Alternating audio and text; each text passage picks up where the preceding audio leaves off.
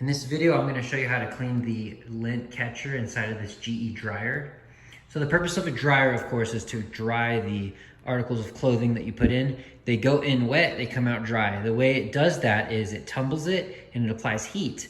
And then it also has a blower that's gonna evacuate the air, the humid air that's inside of the tumble dryer, and it's going to suck it out of the dryer vent hose.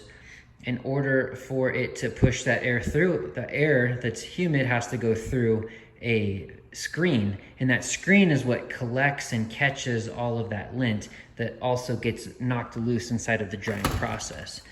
So in order for your dryer to work properly, it's important to clean this, because if it gets built up too much, that's going to prevent the humid, moist air from being able to pass through and exit through your vent hose.